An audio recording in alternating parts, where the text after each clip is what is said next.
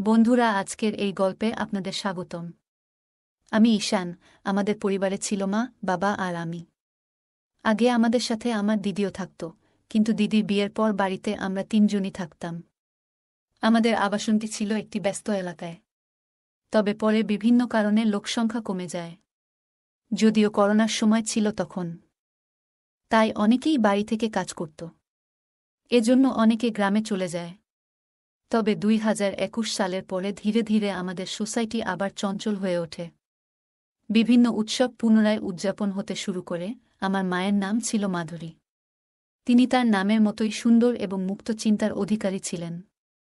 মায়ের এক অসাধারণ গুণ ছিল, তিনি যে কোনো পরিস্থিতিতে সঠিক সুযোগের সদ্ব্যবহার করতে পারতেন। তার বুদ্ধি ও কথার ভঙ্গি ছিল অতুলনীয়। কিছুদিন আগেই একটি ঘটনা ঘটেছিল যা আমার জীবনে গভীর প্রভাব ফেলেছে। আমাদের সোসাইটিতে একটি বড় পার্টির পরিকল্পনা চলছিল। আমাদের সোসাইটিতে মোট 10টি বিল্ডিং ছিল, আর সবাই মিলে একসঙ্গে এই উৎসবটি উদযাপনের সিদ্ধান্ত নেওয়া হয়। উৎসবটি ছিল নতুন বছর উপলক্ষে। পার্টির দিন মা একটি উজ্জ্বল লাল রঙের শাড়ি আর স্টাইলিশ ব্লাউজ পরে বের হলেন। তাকে অসম্ভব সুন্দর দেখাচ্ছিল। করোনার সময় মায়ের জীবনযাত্রায় বড় পরিবর্তন আসে। তিনি তার শরীর ও স্বাস্থ্যের প্রতি বিশেষ মনোযোগ দিতে শুরু করেন। প্রতিদিন সকালে তিনি হালকা পোশাক পরে ঘরে বসে যোগব্যায়াম ও প্রাণায়াম করতেন। আমি মুগ্ধ হয়ে মাঝে মাঝে দূর থেকে লুকিয়ে মায়ের এই অনুশীলন দেখতাম। অনুশীলন এর সময় মাকে অনেক সুন্দর আর আকর্ষণীয় লাগত, যা আমার মনকে অনেক প্রভাবিত করত। পার্টির দিন মা ও আমি একসঙ্গে অনুষ্ঠানস্থলে পৌঁছাই। আমাদের সোসাইটির সবাই সেখানে আনন্দে মেতে উঠেছিল। মা ছিলেন খুবই প্রাণবন্ত ও হাসিখুশি। তিনি এই উৎসবের মূল আকর্ষণ হয়ে ওঠেন, কারণ মা সবার থেকে অনেক সুন্দর আর আকর্ষণীয় ছিল সেখানে। আর সাজগোজ করায় তাকে আরও সুন্দর লাগছিল। যতক্ষণ না লোকজন আসতে শুরু করল, পার্টির পরিবেশ ধীরে ধীরে আরও আকর্ষণীয় হয়ে উঠছিল। অন্য মহিলারাও দারুণভাবে সেজেগুজে এসেছিলেন। পুরো জায়গাটা আলো আর আনন্দে ভরে উঠেছিল। কিছুক্ষণ পর ডান্স প্রোগ্রাম শুরু হয়। সবাই একের পর এক মঞ্চে উঠে নাচতে শুরু করল। আমিও নিজের মতো করে পার্টির মাঝে ঢুকে পড়লাম। পার্টির এক কোণে গিয়ে আমি এক বোতল পানীয় তুলে নিই। লুকিয়ে লুকিয়ে পান করতে থাকি। এদিকে নাচের মধ্যে একটা মেয়ের সঙ্গে আমার আলাপ হয়। তার নাম ছিল নেহা। তার হাসি আর কণ্ঠে যেন কিছু আলাদা আকর্ষণ ছিল। সে আমার কাছে এসে কথা বলল এবং এক পর্যায়ে আমাকে প্রস্তাব দেয়। নেহা আমাকে বলল, চলো আমার বাড়ি, আমি তোমার পাশে কিছু সময় থাকতে চাই। আমি তখন এমন অবস্থায় ছিলাম যেখানে আমার নিজের উপর নিয়ন্ত্রণ ছিল না। মন চাইছিল কোনো কিছু নতুন করার। আমরা ঠিক পার্টি ছেড়ে বেরিয়ে যাব, এমন সময় আমার মা সেখানে এসে পৌঁছালেন। মা বুঝতে পেরেছিলেন যে আমি কোথাও লুকিয়ে আছি, আর তিনি আমাকে খুঁজতে খুঁজতে ঠিক সেখানে চলে এলেন। মা আমাকে দেখতে পেয়ে থমকে গেলেন। তার চোখে উদ্বেগ আর কষ্টের ছাপ ছিল। তিনি আমার হাত ধরে বললেন, তুমি কি জানো তুমি কি করতে যাচ্ছ? এই পথে হেঁটো না, জীবনকে নিজের নিয়ন্ত্রণে রাখো। মায়ের কথাগুলো যেন আমার ভিতর গভীর ছাপ ফেলল। পার্টির এক কোণে যখন আমি লুকিয়ে পানীয় পান করছিলাম, তখন হঠাৎ মায়ের গলা শুনতে পেলাম। মা আমাকে খুঁজে পেয়ে ডাক দিলেন। আমি হতবাক হয়ে গেলাম, আর নেহা ভয় পেয়ে চুপচাপ সেখান থেকে চলে গেল। আমি মায়ের দিকে এগিয়ে গেলাম। মা আমাকে দেখে বললেন, এটা কি তোমার পার্টি করার স্টাইল? আমি কিছু বলার আগে মা আমার মুখের দিকে তাকিয়ে বললেন, তুমি কি পান করেছ? তোমার মুখ থেকে তো পানীয়ের গন্ধ আসছে। লজ্জা করে না তোমার? আমি মাকে বোঝানোর চেষ্টা করলাম। বললাম, মা, এটাই আমার প্রথমবার। বছরের এই দিনটা একটু আনন্দ করতে চেয়েছিলাম। মা আমার কথা শুনে শান্ত স্বরে বললেন, আনন্দ করো, কিন্তু এমন গোপনে নয়। যদি কেউ দেখে ফেলে বা জানতে পারে, তবে তোমার বাবার মান-সম্মান কি হবে? নিজের কাজের জন্য পরিবারের মানমর্যাদা নষ্ট করো না। আমি প্রতিশ্রুতি দিলাম, মা, আমি আর কখনো এমন করব না। সবকিছু তোমাকে জানিয়ে করব। মা আমার দিকে তাকিয়ে বললেন, সত্যি বলতে, সমস্যা আনন্দে নয়, সমস্যা তখন হয় যখন তুমি লুকিয়ে কিছু করো। যা করছো তা সঠিক পথে করো। আর বাইরের কারো কাছে এমন কিছু করো না যাতে তারা তোমার বা আমাদের সম্মান নিয়ে কথা বলতে পারে। এরপর আমি মায়ের হাত ধরে বললাম, মা, আজকের দিনটা নষ্ট করো না। তুমি এসো, আমাদের সঙ্গে পার্টিতে যোগ দাও। মা আমার কথায় রাজি হয়ে গেলেন। আমরা আবার পার্টিতে ফিরে গেলাম। মা ধীরে ধীরে স্বাভাবিক হয়ে উঠলেন এবং অন্যদের সঙ্গে কথা বলতে শুরু করলেন। কিছুক্ষণ পরে লোকজন পার্টি ছেড়ে বেরিয়ে যেতে শুরু করল, কারণ ড্রিঙ্কস শেষ হয়ে গিয়েছিল। তখন মা আমাকে একটি টেবিলের কাছে নিয়ে গিয়ে বসলেন। হঠাৎ মা বললেন, আমিও একটা পানীয় চেখে দেখতে চাই। যাও, সেই কোণ থেকে একটি বোতল নিয়ে এসো, যেখানে তুমি আগে ছিলে। আমি মায়ের কথা শুনে অবাক হলাম। আমি বিস্মিত হলেও বোতল নিয়ে এলাম। মা নিজেই 2টি গ্লাসে পানীয় ঢাললেন এবং বললেন, এই সময়ে আনন্দের মাঝেও দায়িত্বশীল হতে শেখা উচিত। আনন্দ করো, তবে কখনো এমন কিছু করো না যাতে নিজের কিংবা পরিবারের সম্মান প্রশ্নবিদ্ধ হয়। মায়ের কথাগুলো আমার মনে গভীর দাগ কাটল। সেই দিনটি শুধু একটা পার্টি ছিল না, বরং জীবনের একটা গুরুত্বপূর্ণ শিক্ষা পেলাম সেই রাতে। মায়ের অনুরোধে আমি পানীয়ের 2টি গ্লাস তৈরি করলাম। মা জানতে চাইলেন, 2টি কেন? আমি মৃদু হেসে বললাম, একটি তোমার জন্য এবং একটি আমার জন্য। মা প্রথমে রাগ করে আমার দিকে তাকালেন, তবে আমার হাসি দেখে শান্ত হলেন। আমরা চিয়ার্স করলাম, আর মা দ্রুত নিজের গ্লাস শেষ করলেন। এরপর তিনি আমার গ্লাসটি নিয়ে সেটিও পান করতে শুরু করলেন। আমি অবাক হয়ে তাকিয়ে রইলাম। 2টি চুমুক পর আমি মায়ের হাত থেকে গ্লাসটি নিলাম এবং বললাম, আমি আরেকটি নিয়ে আসি। মা হেসে বললেন, তাহলে তাড়াতাড়ি যাও। আমি আরেকটি ছোট বোতল নিয়ে এলাম। এবারও 2টি গ্লাস তৈরি করলাম, একটি মায়ের জন্য এবং একটি আমার জন্য। মজার ব্যাপার হলো, আমি তখনও আমার গ্লাস শেষ করিনি, কিন্তু মা ইতিমধ্যে নিজেরটি শেষ করে বোতল থেকেই পান করতে শুরু করলেন। মা পুরোপুরি মাতাল হয়ে গেলেন, আর আমি একদিকে হাসতে হাসতে তাদের সামলানোর চেষ্টা করছিলাম। এরপর আমি মাকে ধরে সোফায় বসালাম। সময় তখন রাত 11:05। একে একে সবাই ছাদে চলে গেলেন নতুন বছরের শুভেচ্ছা জানাতে। কিন্তু আমি এবং মা নিচে রইলাম, কারণ তিনি তখন কিছুটা অসুস্থ অনুভব করছিলেন। আমি মায়ের পাশে বসে নিউ ইয়ার কাউন্টডাউন শুরু করলাম। ঘড়ির কাঁটা 12টা ছুতেই আমি মাকে জড়িয়ে ধরলাম এবং নতুন বছরের শুভেচ্ছা জানালাম। এটি ছিল আমার জীবনের প্রথমবার যখন আমি মায়ের সঙ্গে এত আপন মুহূর্ত ভাগ করলাম। মায়ের গালে পাউডার আর মেকআপের মিষ্টি সুগন্ধ তখনও আমার মনে গভীর দাগ কাটল।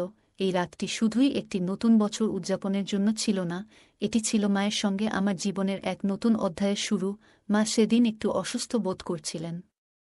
তিনি বললেন, আমার এক হাত ঠিকমতো কাজ করছে না এবং এক হাতে শরীরে চুলকাচ্ছিলেন। আমি দেখে বুঝতে পারলাম তিনি হয়তো একটু অস্বস্তিতে আছেন। আমি তার কাছে গিয়ে বললাম, মা, একটু বসো, আমি তোমাকে সাহায্য করছি। হঠাৎ আমার হাত তার গায়ে লেগে গেল। মা বললেন, কি হচ্ছে? একটু সাবধানে থাকো। আমি সঙ্গে সঙ্গে বললাম, সরি মা, এটা একেবারেই ভুল করে হয়েছে। মা মৃদু হেসে বললেন, ঠিক আছে, এমন ছোটখাটো ব্যাপারে চিন্তা করো না। এরপর আমি তাকে আরাম দেওয়ার জন্য পাশে বসে তার সাথে কথা বলতে শুরু করলাম। তারপর তিনি বললেন, আমি তখন থেকেই তোমাকে লক্ষ্য করছি। আমার শরীর চুলকাচ্ছিল, তাই আমি চুলকিয়েছি, কিন্তু তোমার দৃষ্টি সেদিকে চলে গেছে।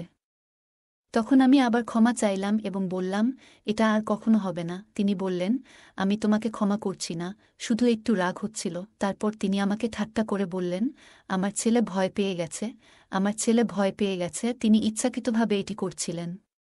তারপর আবার ঠাট্টা করে বললেন, এখন কেমন লাগছে? আমি বললাম, খুব ভালো লাগছে। এরপর তিনি আমাকে সোফায় ঠেলে দিলেন এবং বললেন, এখন দেখো আমাকে কেমন লাগছে। আমি মাকে দেখে বললাম, মা, তোমাকে আজ খুব সুন্দর লাগছে। মা মজা করে পোজ দিয়ে বললেন, আমাকে দেখো, আমি কি মডেলের মতো লাগছি? আমি হাসি থামিয়ে বললাম, মডেল তো নয়, তার থেকেও বেশি সুন্দর লাগছে। তখন মা ঠাট্টা করে বললেন, তাহলে কি আমি সেই মেয়েটির থেকেও সুন্দর যার সঙ্গে তুমি তখন গল্প করছিলে?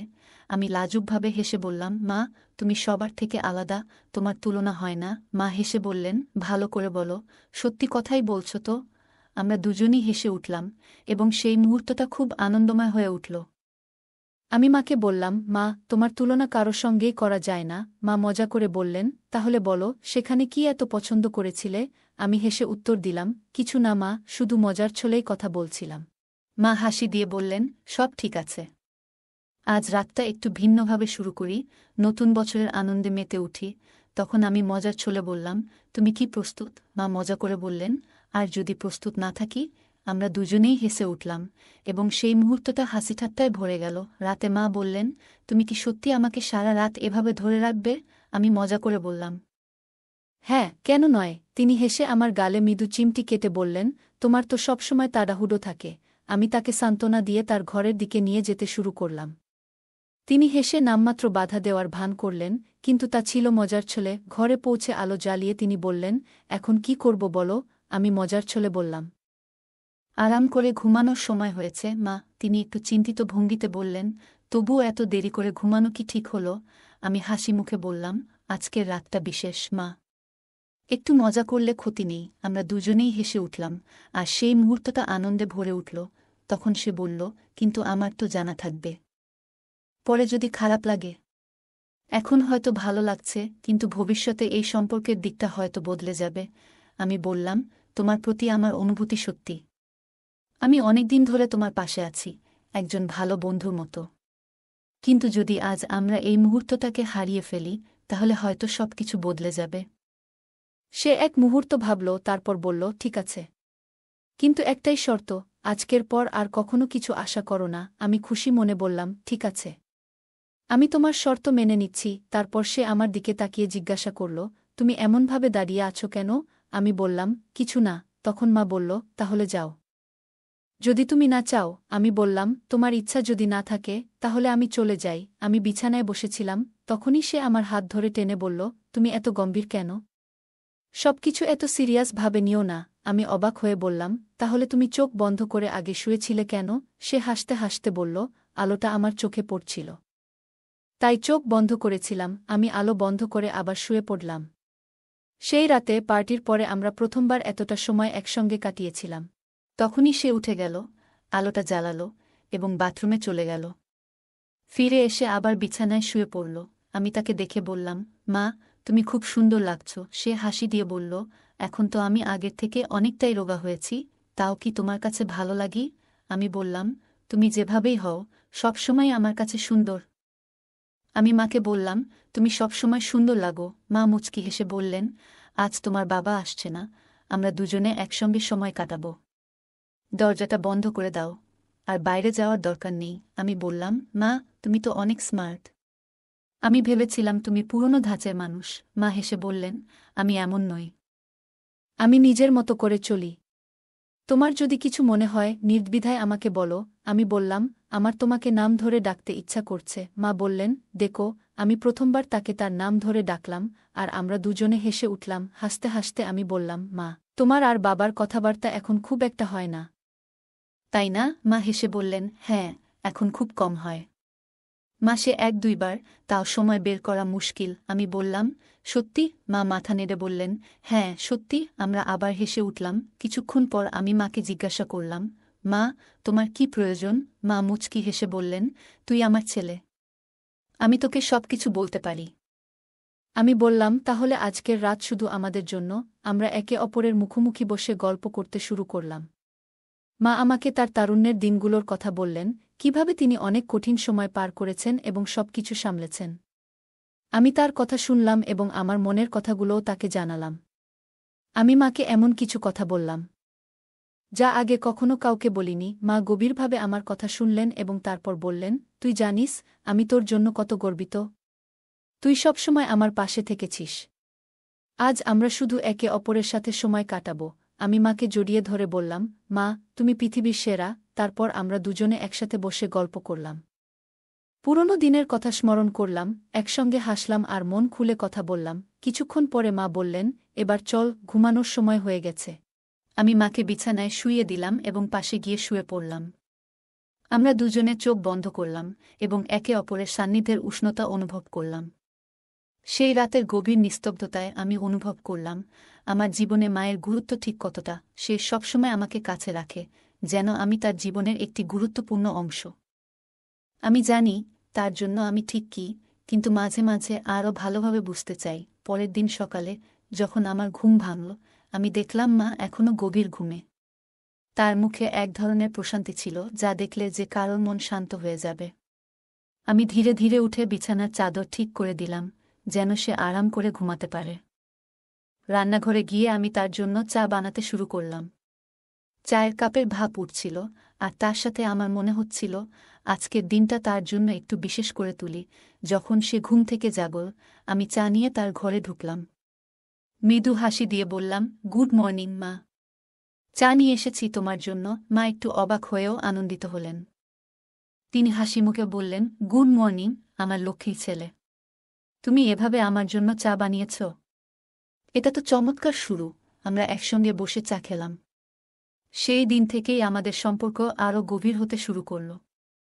আমরা প্রতিদিন একে অপরের সঙ্গে আরও বেশি সময় কাটানোর চেষ্টা করতাম। ছোট ছোট বিষয় থেকে শুরু করে বড় চিন্তাভাবনা, সবকিছু আমরা একে অপরের সঙ্গে ভাগ করে নিতে লাগলাম। সেই রাত, যে রাতে আমরা একসঙ্গে এতটা সময় কাটিয়েছিলাম, আমাদের জীবনে এক নতুন অধ্যায়ের সূচনা করল। আমরা দুজনই একে অপরকে আরও ভালোভাবে জানতে এবং বুঝতে পারলাম। সেই মুহূর্তগুলো আমাদের সম্পর্ককে আরও দৃঢ় করে তুলল। তো বন্ধুরা, এটাই ছিল আজকের ছোট্ট গল্প। এমন আরও গল্প শুনতে চাইলে কমেন্টে জানাও। গল্পটি আপনাদের কেমন লাগলো কমেন্ট করে জানাতে ভুলবেন না। আর যদি গল্পটি ভালো লেগে থাকে তাহলে অবশ্যই লাইক করুন এবং আপনার বন্ধুদের সঙ্গে শেয়ার করুন। এমন আরও আকর্ষণীয় গল্পের জন্য আমাদের চ্যানেলটি সাবস্ক্রাইব করুন এবং বেল আইকনটি ক্লিক করতে ভুলবেন না, যাতে আমাদের কোনো গল্প মিস না হয়। ধন্যবাদ।